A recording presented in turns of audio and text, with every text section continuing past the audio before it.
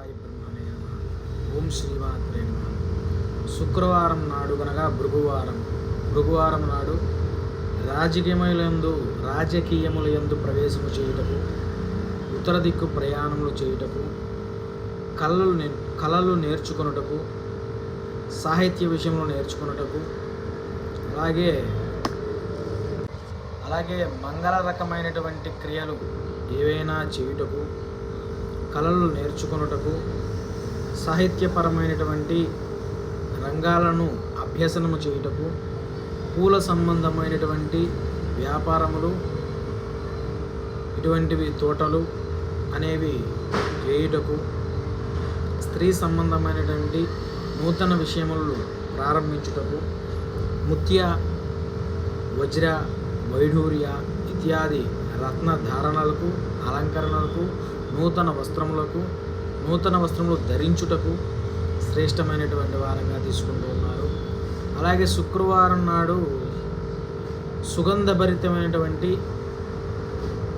అత్తరును కానీ, జవాదును కానీ, ఇటువంటి ఇత్యాది సుగంధభరితమైనటువంటి వస్తువులను మన దేహంపై ఉంచుకున్నట్లయితే కనుక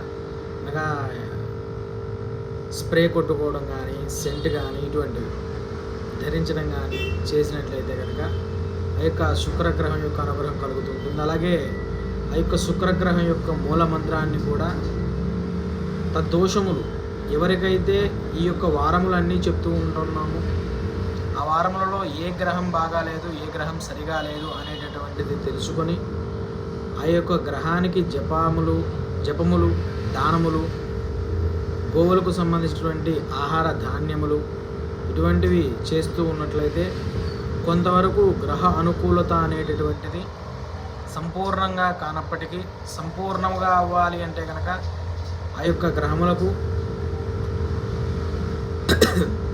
జపాన్ని, దానాన్ని, హోమాన్ని నిర్వహించినట్లయితే సంపూర్ణమైనటువంటి ఆ యొక్క గ్రహదోషాన్ని తీసివేయగలుగుతారు.